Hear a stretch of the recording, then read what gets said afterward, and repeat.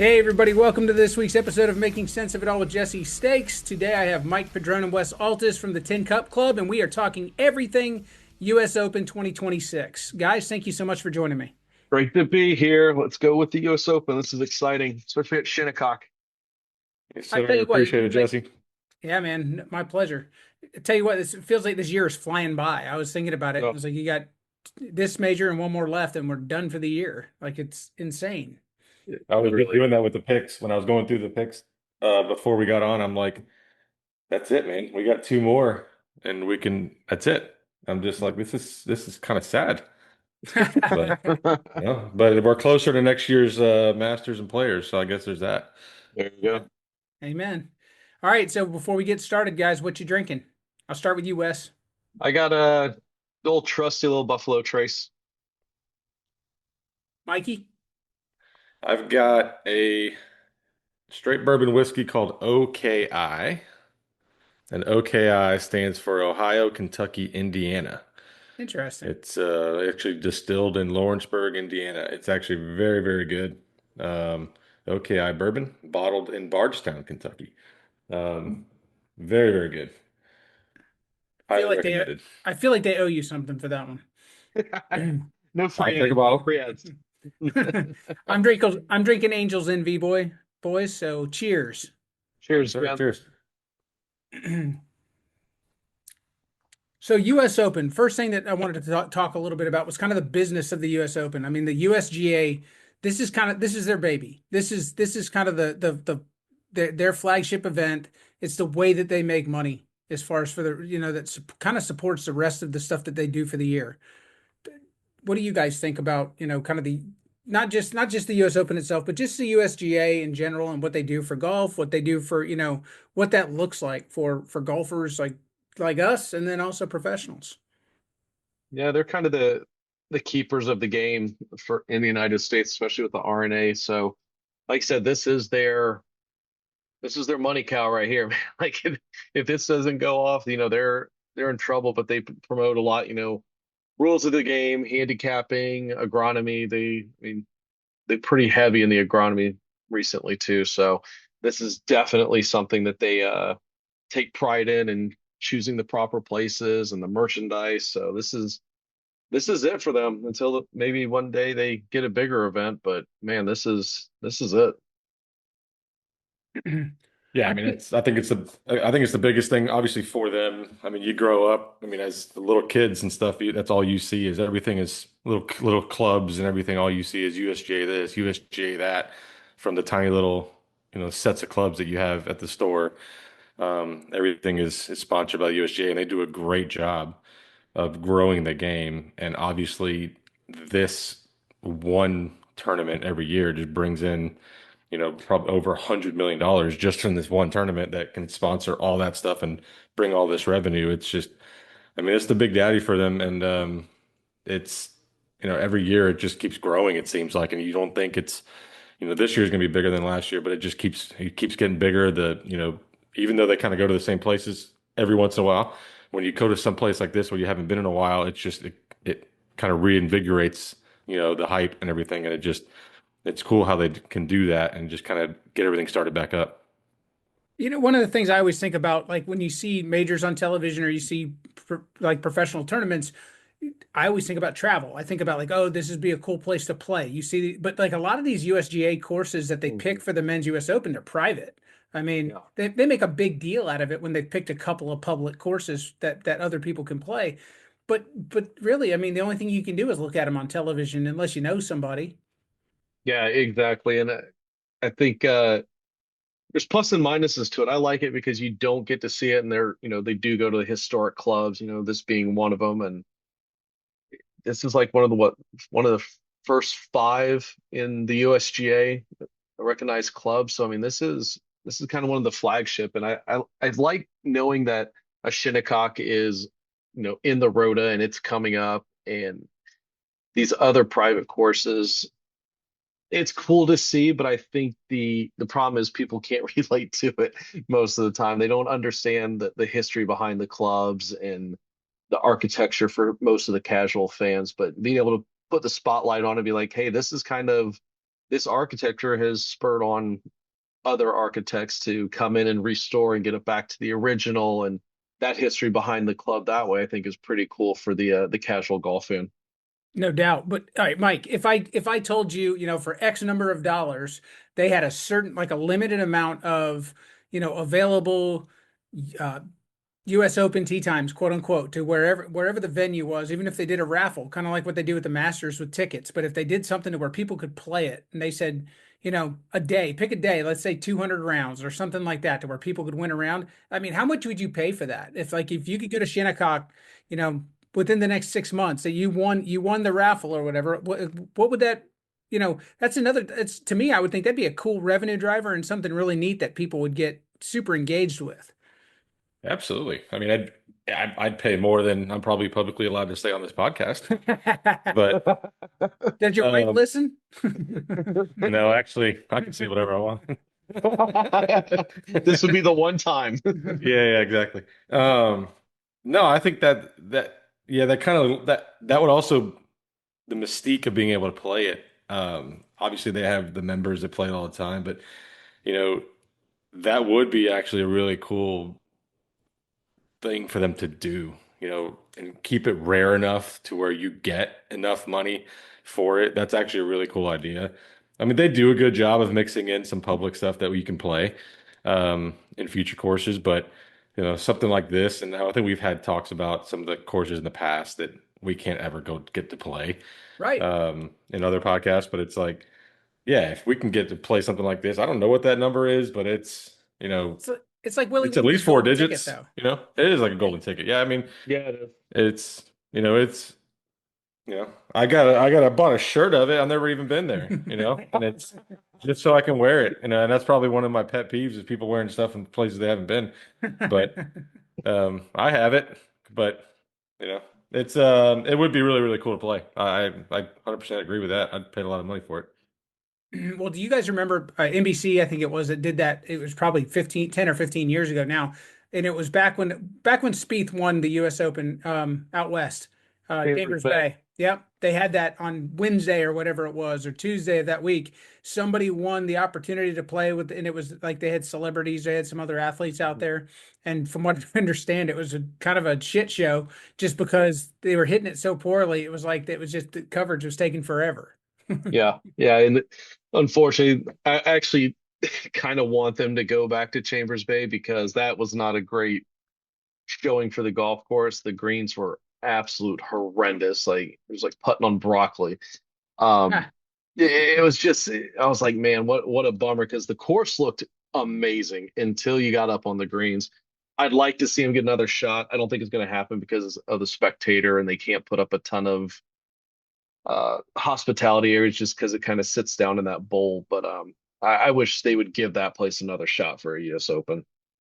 yeah, no, I mean, I thought it was really cool. I mean, any of that stuff out on the West Coast like that looks, kind of Mhm, links-ish. mhm.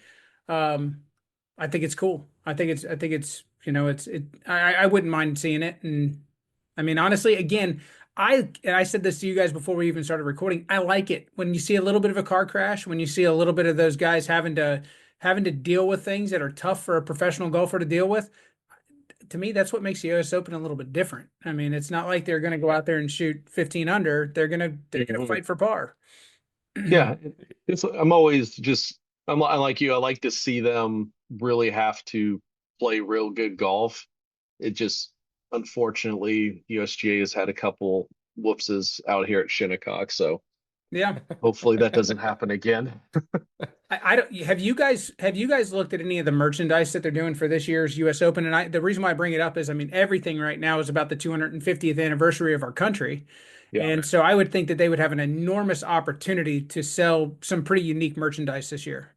I have not. I've only seen actually, I was just about to jump on their site to Yeah. look at some of that stuff. I've seen some of the stuff that the club makers and the Strixon and Mm, Titleist and stuff have Right. dropped, and those are really cool. But I have not seen exactly um, what the actual U.S. Open has dropped. But the U.S. Open stuff, that's one thing that their merchandise, I think, out of anybody. Obviously, the Masters is on a league of its own just because it's so rare to be able to go get it. Yep. But the U.S. Open, I think, has the opportunity just because of the patriotism of it all, has the opportunity of just killing it with merchandise. Um, just the red, white, and blue, all of that stuff that they have, no matter where they play it. And Shinnecock Hills is going to be no different. Especially when we just had the Ryder Cup up there in the Northeast. I mean, now you follow that up with the U.S. Open up there. I mean, it's just going to be red, white, and blue everywhere. Yeah. I'm looking at it right now. I'm gonna start shopping as we speak. There's not a ton. So I've looked at it. Yeah. There's not a ton that kind of focuses on that 250th annivean of Not at the all, country. Like, actually. and I figured they would take advantage of it, but like you said, I It's mean, a huge miss. I think so. I mean, there was a UFC fight that focused on it. I mean, I can't imagine there's not a. Yeah, I'm actually very surprised they didn't lean into that just a little bit more. Um, I've seen some of the manufacturers they have, but as far as with the logo for the U.S. Open and Shinnecock, like they have essentially done zero that I can see, unless there's some special stuff on site that they're not putting up online. Let's hope so. But man, I think this is a massive miss for the USGA not trying to lean into that. Yeah, even the Volition stuff, which usually is kind of Mm-hmm. more over the top with their red, white, and blue and all that stuff. There's just the Yeah. normal stuff with the logo. There's nothing kind of extra. Mm-mm. No, I feel like I mean, it's a tremendous opportunity. You see, like you said, you see like some of the club manufacturers, like I think Callaway and Odyssey. I mean, they did some really cool stuff with instead of a jailbird putter, they called it a freebird putter. Yeah. Like, and I thought I was like, if they made it Perfect. left-handed, I'd probably buy it. Yeah. No, that's what, especially this year. I mean, that any manufacturer should be doing something and leaning into it. So I mean, it's good to see some are, but man, for the USG, that's I mean, It's why not? Strickland's it. I mean, You're just talking Srixon's a about Japanese colorways. company and they have it. yep. There you go. You're talking about colorways for God's sakes. That's all it is. Yeah. Simple, red, white, and blue. I mean, people are gonna buy it. No doubt. No Oh, doubt. It's kind of interesting. I always wonder, like with a private club, you can talk about like kind of the impact on the local community. Like, I mean, people always talk about the economic impact and like how it's going to, it's going to create jobs. It's going to create tourism because you're going to have a lot of people come into the area that want to watch the tournament. So I mean, like hotels are going to make money, restaurants are going to make money, obviously. But mhm. let's talk about the negatives for a second, like the infrastructure strain. Like as far as when you're talking about a private club that does not have parking for thousands and thousands and thousands of people to be on their ground. So it's, to me, I mean, I think that's, and we experienced that like in Jacksonville when they had, Yeah. when Jim Furyk had his event over in Timuquana, there's no parking there. Like you got to park all over the city to get there. It seems No. like. Yep. The And shuttles, it and looks that's like not even a big event. yeah, and it looks like just from obviously I've never been up in that Southampton area or actually Long Island at all, but I mean it looks like it's kind of just tucked out there. So It I is. don't know where people would stay. I don't know if you're coming in from the city and heading out that way or where you're staying, and like it's got to be a logistics nightmare for this place. Just from looking at it as a bird's eye view of the place. Yeah, there's Oof, I can imagine everybody going only out a there. few rows in and out, kind of like Kiowa. There's only one row in, one row out. So, Hamptons is That's kind of what it reminded me of, just looking at it from an overhead view is kind of looking at the Kiel like right there on the coast. yeah. And it's got a lot of similarities just looking at it as a course to Kiel Island, to the Mhm. ocean course. Think about that though. It was, You can probably name your price, like either whether you're renting out your home. oh, I mean, Oh my gosh, you could probably yeah. make a ton doing that. yeah, no problem there. If you're living at Shinnecock, I don't think you're really worried about renting out your No, house for no. some money. Fair. Unless you're one of those guys like, well, it's going to be a cluster. I'm going to get out of town, but I'll throw Yeah. and I'm like, I'm going to make money as I leave town. Cool, let's do it. No doubt. You guys ever thought about volunteering, like at a USGA event? Because I mean, like that stuff they put out on their website, and it's like you have the opportunity wherever you're at in the United States, you could volunteer. Has that ever been something you guys have looked at? Honestly, no. I, I don't know. Like it to me to be at a golf tournament like that and just stuck kind of in one spot. I know you get to your breaks or whatever, but man, I'd have a really hard time not wandering off and going to watch some golf. Yeah, it's I've thought true. about it for the players only because it's local, but Hmm. I've never thought about it because we've never been really anywhere near a US Open down here.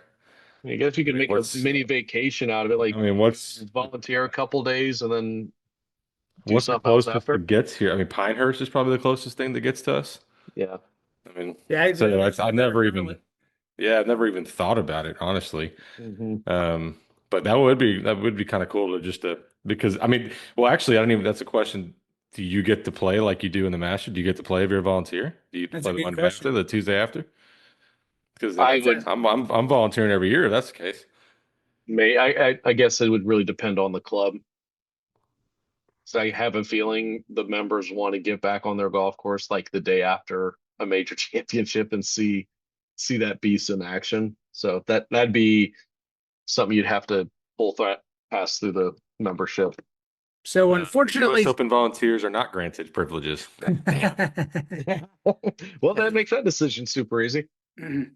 Looks like you get access to the property for all 7 days. You get a uniform package, a water bottle, some lunch, and a hospitality tent to hang out in. That's about it, folks. So I guess how much you got to pay for your uniforms, I guess is the real question. That Because I know at the players you got to pay for them. is true. Yeah. I find it interesting because I've talked to some of the volunteers at the Players Championship, and there are people that like almost like that's what they do. They go around to multiple events and volunteer at a ton of PGA Tour events because that's their fun. Like, and so they get into all these events by volunteering, and them and their spouse or whoever travel around and they hang out and watch golf. Good on Yeah, I them. mean, that'd be really, really Right? cool. Mhm. I got to play after that if I'm gonna do that all weekend. I've got to agree with you 100%. Yeah. 100%. So let's talk about the tournament itself. Like first off, well, before we get to that, I'd like to throw a question out to both of you. Whoever knows, please answer. How do you bring new courses into the U.S. Open Rota? Like as far as like to you guys just said it. Like we don't get them down here ever. Like there's nothing. I mean, I don't think have we ever. I don't think we've ever had a U.S. Open even considered in Florida. So Go ahead. I don't know the exact bidding process, but I know you have to kind of host a USAM and you kind of have to move through the ranks a little bit as far as, what you can host. So it's kind of like if you host like a USAM or a four ball or something like that, you kind of get put on the radar. But I truly think unless it's just an absolute just gem of a new course or something that they've redone, the private clubs are kind of and your iconic courses are just they're always going to be there. It's rare. I mean, the Aaron Hills getting in was kind of a surprise, to be honest with you. That was shocking. But I think it has to be something like that where they're going to say, "Hey, this is public. It's new. It's grand. It's all this." Before you get to actually host a U.S. Open. You know what? I just realized I was looking up the courses and I'm sitting there, I'm just trying to figure out the next, 5, 10 years. And then I'm like, oh, I wonder how far out they go. And I just kept scrolling and Oh, scrolling it and goes. scrolling. They go to, they already have their courses picked out to 2051. Yeah. oh wow. Yep. I, Yeah. I'm like, Yeah. I'm like, what, it's ridiculous. That's 25 years. My math is right. Yeah. That's ridiculous. I mean, they're going Yeah. to Pebble 4 times in that time. They go to Shinnecock again in 2036, Hmm. Pinehurst a few times, Yep. Oakmont a couple times, Oakland Hills. I mean, I mean, the only odd one in there is Riviera. They go in 2031. Um, but everything That's else going is to be kind a of good one. yeah, the only thing else is all the same old kind of courses that they always kind of go back to and just keep going back to. Yeah. So I don't know. To answer your question, I'm not sure exactly how you get yourself into that rotation. Um, I don't know what they use to qualify themselves as a U.S. Open course because we know how the PGA does it. I mean, you got to be part of the PGA of America. Um, Hmm. I mean, I'm assuming, obviously. So that's an easy one, but I don't know if there's a USGA course. There are no such things as USGA courses, correct? If as No. long as right, As long as they're rated So, and they have a slope, I mean, that's what they get that from the exactly. USGA, correct? nope. Correct. So so there's no way to really it can be but basically any course they want, technically. Yeah. Yeah. So Yeah. and it seems to always be either, the West Coast or the Northeast, from Yeah. what they just keep bouncing back and forth. I just Yeah. don't think you're ever going to see something in the Southeast in June. I just think it's too damn hot. You're transitioning out of, winter grass into summer grass, and if that timing's off. Plus, as we know right now, it's thunderstorming pretty much starting right at 2 o'clock, anywhere from 2 to 5. So I think there's more. I think it's a weather thing. I think we might have a couple courses that could actually host one down here in Florida, but I think it's a weather situation.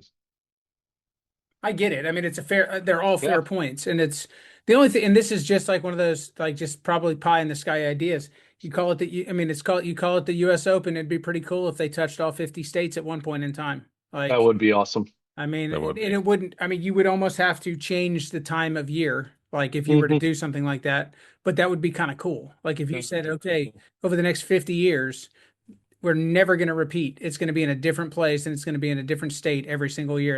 I think that'd kind of be badass. That would be incredible if they could do that. So they started in fun fact here. They started in 1895, right? Hmm. And they've only been to 52 venues. And Interesting. Wow. 22 states have been represented. Yeah. Wow. That's crazy. You started in 1895 and you only been to 52 courses. Yeah. That's Just crazy. told you, it's a pretty select group. I mean, like Yeah. it's kind of a close, like you said, with the off examples of some of the private, or excuse me, the public courses that have got in. It's a pretty select group of courses that actually host these events.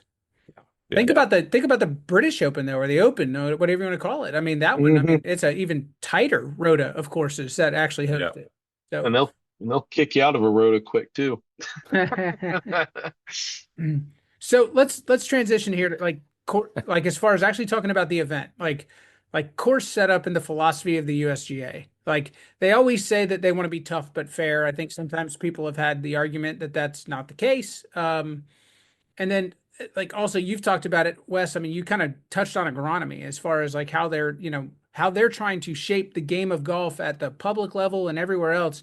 And this is really their opportunity to kind of display what they're um kind of the direction that they want to go, and then just kind of how how they make renovations and design tweaks to these courses as they go to try to match up to the professional game. Let throw it out to you guys, just hear your thoughts on it. I'll start with you, Wes.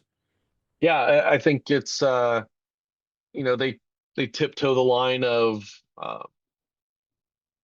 razor's edge, getting it to the point where I don't know why you tiptoe that line to make it almost unplayable for these guys. I mean, it is a national championship. It's a major. I don't like when the course and course setup becomes the theme of the event instead of the players. I think that's probably the part that frustrates me the most. Um, I don't mind them if they were like, hey, Thursday it's going to be this, and then hey, it's just going to get progressively harder. And being out at Shinnecock I mean, the place is wide open. If anyone watched any videos of anyone playing this course right now that's on YouTube, it is wide open. It is a wind tunnel. If that wind gets blowing, which it does, all those greens are exposed. And if you take a look at them, there's not a big effective playing area on those greens. They slope off. So it's like you can lose that place super fast. And I just don't want a course like this or any of the courses to come down because the USGA wanted to push the limits and they screw it up, which they have a reputation of doing. So I want it to be about the players more. I love the course, the history, talking about the renovations, getting it back to the original design, how it was intended. I love all that. I just hate when the USGA makes it about how tough they can make it and try and not lose the course. Yeah, I did. I saw this stat on this course in particular, and I for sure thought this guy got it wrong. There is 0% chance it was right. I went straight to the house on my computer. I'm like, there's no way. Since the Open in 1986, they've played there 4 times. 3 players have finished under par. hmm Yep. Raymond Floyd in 1986, Phil Mickelson and Retief Goosen both finished under par in 2004, and that is it. hmm 2 in the same year. Everybody else, Pavin finished even in 95. Brooks Koepka won with a +1 in 2018. All in that course. That's just mind blowing to me when you see how good these guys are. And that is generations of great players. That's not just like, oh, in the last 2 years, Right. it's just played tougher because, I think the courses have gotten tougher over the years because the players have gotten better. But in 86, I can't imagine that Shinnecock and 95 even played like it does now. There is a 0% chance. And those players were pretty damn good back then. And even then, they were still playing tough enough where these guys couldn't even break par Yeah, over four 'cause over 4 rounds. 95 was Pavin, Yeah. and I think that was on like the Razor's Edge. I think there's a couple instances there where they almost lost a green or something like that. So it's in their MO to do that to this place. And man, I just hope they don't do it again because this place just looks incredible. I want to see these guys play the course, best player win, but not to the point where it becomes just goofy golf. Yeah, there was somebody on the 11th today. I don't know, I saw it on Instagram that was putting from the back of the 11th green, and he just put it up towards the cup. And as soon as it missed the cup, he just followed the ball with his camera, and he's like, "There it goes," and went right off the green. I mean, and this is on a what's that, Monday? This is on a Monday. It's I mean, Monday. It's Monday, and so they got a problem. yeah, so I'm hoping that, I don't know if they're supposed to get any rain this week. I haven't looked at the weather, but I hope they can control it. We're smart enough now with agronomy that we can, you know, control some of these greens. But even then, I some of these holes, this like the 7th and the 11th, like we've mentioned, I don't know if you can water them enough to keep a ball on those greens. I don't care what you Mhm. do. Um, Yeah. what is it? Well, let's put it What this is it? way. No wind Tuesday or Wednesday, or no rain Tuesday, Wednesday. And Tuesday you got 8 to 18 mile an hour gusts, 4 to 12 sustained. Wednesday, exact same thing. So they better be watering these damn greens. I'll tell you that much. Because that's Yeah, not. And Thursday they're at 40% chance. And yeah. Thursday looks like an absolute ball buster. Winds 18 to 22, gust at 16 to 33. I I mean, no, I don't. they might lose That, it by Thursday. I mean, if that's the case, your leader will be +2 or +3 on Thursday. I mean, Yeah. See, I don't hate I, that though. Like I like I don't hate it. I'm just, the only I thing just don't want the course lost. That's where I I agree keep with going that. back to.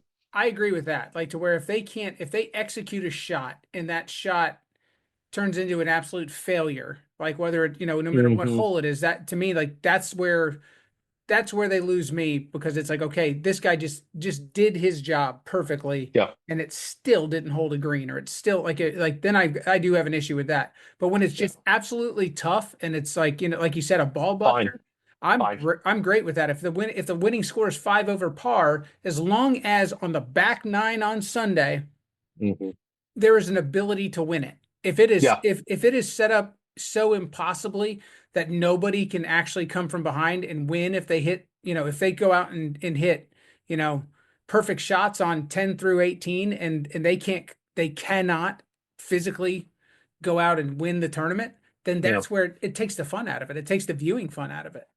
well, I think Yeah. I that think you're that. winning it by parring. That's the thing is you're winning it by keeping the big numbers out and hmm rather than going out there and going on a birdie run. I mean, Sure, it's Yeah. just that's fair. it's a different mentality Well, pars than there the are other tournaments. pretty most of the time.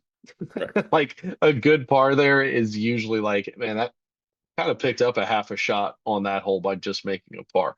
But again, Yeah. like Jesse said it great. Like I want to see the good shots rewarded. That doesn't mean it's a birdie, a tap in birdie by any stretch. But it's like, all right, the only way you can get close to this pin is going to be maybe 15 feet in this area. And if you execute it, that's your reward.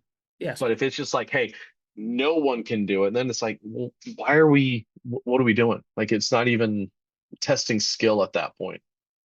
Yeah, I agree.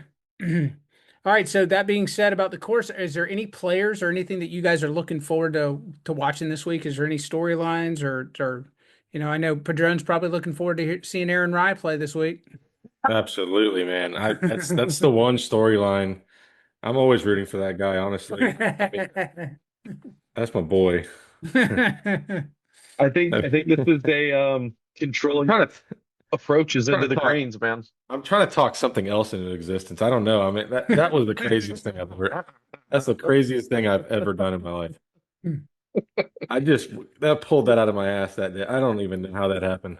But That was fantastic. But I think it's going to be approaches into the greens. I think is going to be a big one because they did widen the fairways.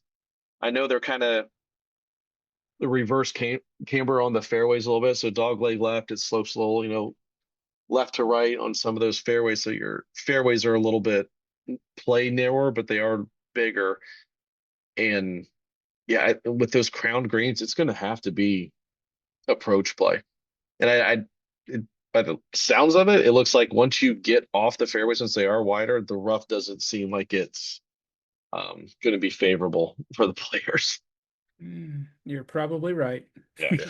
I mean, yeah. I think also I want to see how Bryson bounces back. Um, Man, it's been a rough two majors for him, and I don't know He's got a what new his driver. He's got a new driver. Does he? New tailor made. It was on Oh, the conforming list, a 7 degree, and it popped up. I saw him hitting it on the range on, I think it was Instagram. He had it out. So wow. that's Yeah. interesting. Now, does he put Very. it in play? That's another thing. But whenever he starts testing stuff like this, I get concerned. I think he's put something new in play almost every major since the Wedges, last 2 years. Yeah. wedges. Yeah, that's crazy. Yeah. I mean, he's got the game for it, obviously. He's done very, very well historically in U.S. Opens. Man, I Yeah. can't imagine him after his last two majors doing anything here. But again, Well, I think he's I trying mean, to it be might surprise me. he's taken a business development role with Live now. Basically, he's out trying to sell Live to investors. So I mean, I don't know how much that's eating into his day job, but I gotta imagine that's a big distraction. Hey, he Yeah. seems distracted. Like he doesn't seem like he's all in on golf right now, which I mean, maybe there's something in his live contract that he's not going to get all of his money if he doesn't produce something. So who knows? Because he is all in on it right now. So it's interesting. I Yeah, also I think mean, on the players for this course, I do think all joking aside on the Aaron Rye thing, you this is gonna separate a certain type of player because these guys have a certain mentality, obviously, to get to where they are in the PGA period. But the caliber Mhm. of player that is going to survive these 4 days of the grueling through Shinnecock is a completely different mentality. You got to have the patience to get through these 4 days. And, some of these guys have the game to win on any day. Obviously, Mhm. we saw it at the PGA, but this course is different. This is going to bring out, I think, the top of the top guys. I mean, this is going to bring out the best of the best. I do not. I'm going to say it again. I Don't do do not it. see. I do not see. I do not see a. Shit. I'm not going to say a name. I'm not going to do it. I. I was about to say, Jesse, timestamp this right now. no I do not. problem. Timestamp. All right. I'm going to say it. I do not see a Bud Colley winning this tournament. Come on. You The just guy won last week. Of course he's going to win the next week. There you go. I feel pretty confident about that. I guess what's going to be interesting is Brooks going to play with that hand, wrist, elbow, whatever the heck is going on with him. I don't know. I saw he pulled out of last week's event like after the third round, but didn't really look at any details on what was going on with him. No, he said he couldn't hold on to the club or he's Oof. having difficulty. And I was like, that's exactly not what you want to hear coming into the US Open because I actually had him underlined Yeah. uh 2 weeks ago. I'm like, I kind of like Brooks going back to shinny and doing something. His game was trending nicely. He's got the mentality, honestly, that you talked about, Padron, Mhm. and I had him underlined, and I have a big no right now. So timestamp this one, Jesse. This one might be the one that gets me. This one might get me right here, but I had him. I wanted him in our picks, and I got a big no next to him right now. Yeah, he's got the mentality for it for sure. Yep. That's the kind of person that you want going through these days. Hmm. Yeah. Somebody ice cold, no pun Yeah. intended, with Patty Ice. But that's another one too. All right, boys. Well, I think that brings us to it. Let's go ahead and get to our picks, Mike. All right, little update with the standings. Um, Shoot, hold on. I gotta pull them up. I am still in the lead, even though Bryson did not make the cut. Um, at the Pretty PGA. impressive doing it with one That's person. impressive. Yeah. JT, man. JT pulled But through he for made me. a run. Yeah. Yeah. Yeah. I'm at little over 3.7 million. Jesse in second with a little over 2.7 million. Blakely in third at 2.35. Altus at 1.6 basically, and Shelton at 1.1. Probably the closest we've been after two in this. Yep. Nobody's picked a winner yet, so that's why it's kind of kept everybody pretty close. And last on the PGA, everybody but two players, everybody but Bryson and Fleetwood made the cut, which was actually pretty impressive of us too. Yeah, Except right. for me and Blakely. But so it'll be in reverse order. I got Shelton and Blakely's picks, who are not on the podcast, obviously with us. So Shelton's first pick, he cannot go with Oberg, Fleetwood, Cam, or Xander, so he's going with Scotty. Saw that one coming. And I I actually think I think put in a bet in the beginning of the year for him to complete the Grand Slam here. I think Scotty, just off top by going back to the course thing, you need somebody that's going to be control his distances with irons and wedges on this course, especially with these greens. Hmm. I think he's primed for something like this. I think that's a Yep. great pick. Obviously, Yep. Scotty's always a good pick, but especially here, I think it's a good one. So, Wes, Yeah. you're up next. You can't go with Rom, Xander, Fitz, or Goddard up. I am going to go with Cam Young. Love it. I can scratch that off my list.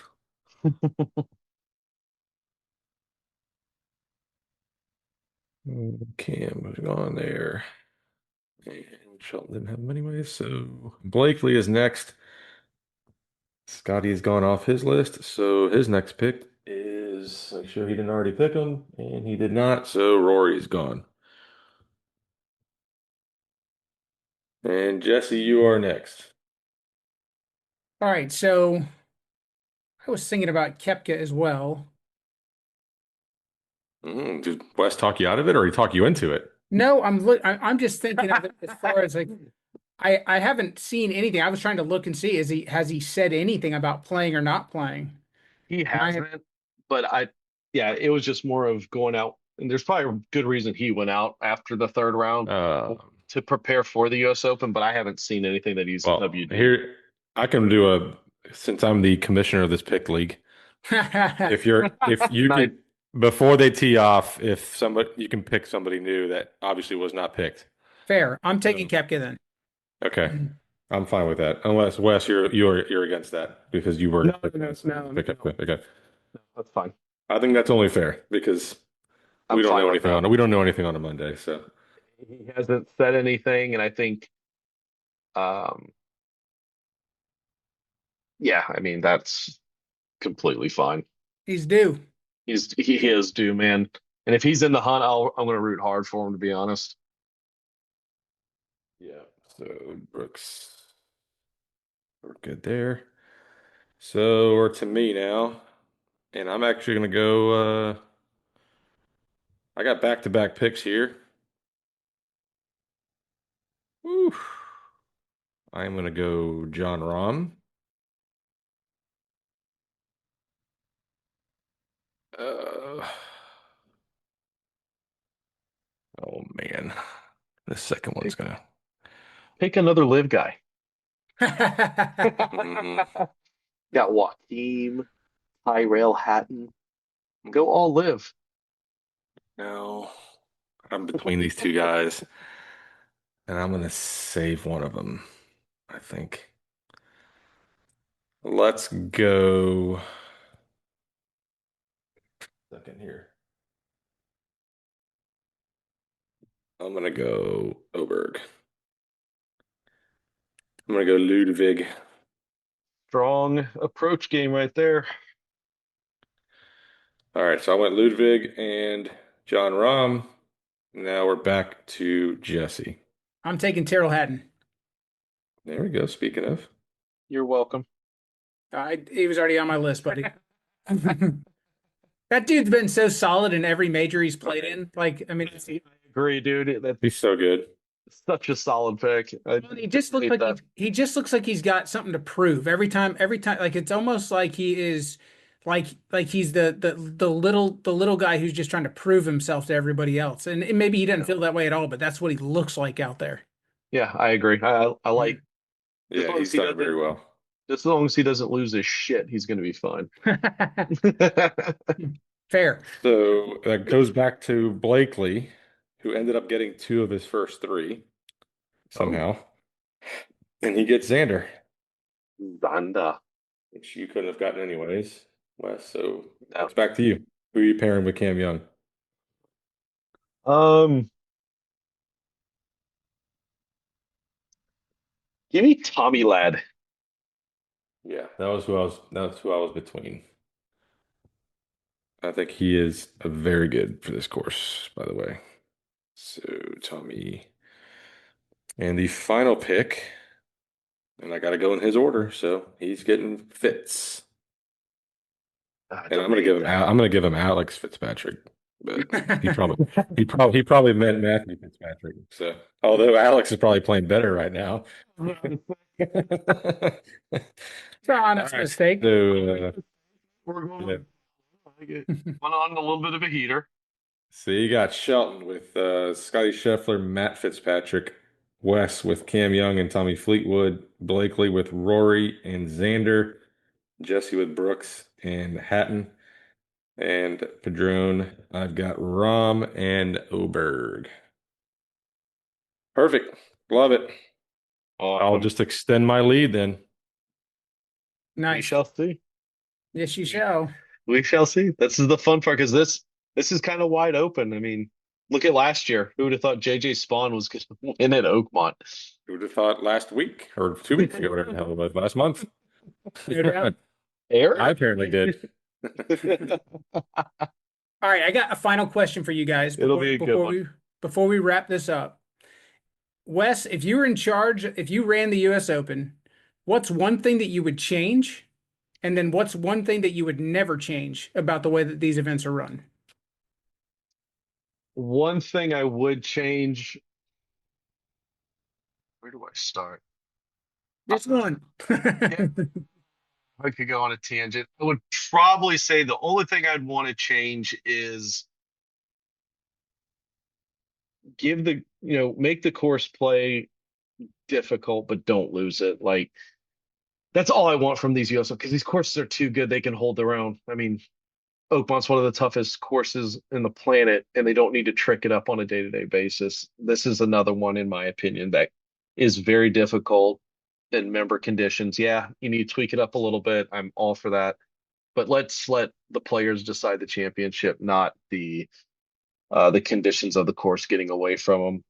The one thing What's one thing you'd never change? I love that anyone with a certain index can try and qualify for this thing. You get, amateurs, you get pros. I think you get people that are probably typically playing their best golf when they come in from qualifying.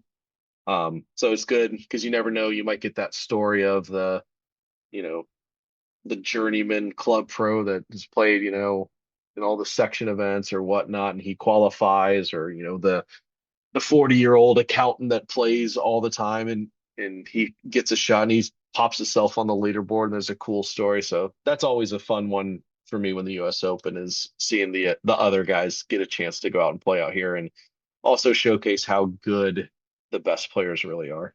No doubt. Mike, what's one thing that you would change and what's one thing you would never change?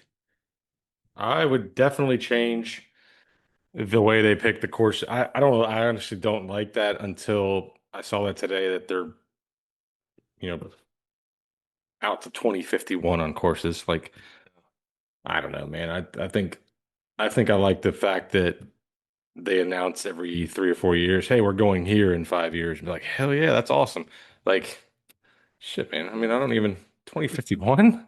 Like, there was the fun in that, you know? Yep. Um, you know, and then the one thing, like Wes said, the one thing I definitely would not change is like the ode to Tin Cup. Roy McIlroy said the most democratic of all majors. I mean, Yep. that's how Roy McIlroy got in, man. You know, it's the That's right. driving range pro from West Texas. That's You right. know, and he got in, and everybody's gonna remember his 12 because of it. Very true. I kind of feel like if I could change anything, I think I agree with you, Mike. The thing that I would change is the way that they select the courses. I literally would figure out a way to rotate it to multiple venues throughout the United States. Even if you use the Golf Digest Top 100, or if you use however you decided to do it, I would have so many venues and so many states showcased. That would be kind of one of my goals of the event, is to just say, look at the great golf that's all around the United States. Like, I think that would be something that I would do. The other thing that I like, as far as something that I would not change, is I agree with you, Wes, is the fact that if you're good enough, you get to play in this event. Like, you can Yep. find a way to play in this event if you can play well enough to qualify. And I think that that's fantastic. Yeah. Right on. Boys, Love that. I enjoyed it. I appreciate it. And I hope we all have a good time watching it this week. Cheers. Yes, sir. Gentlemen. Catch you guys down the road.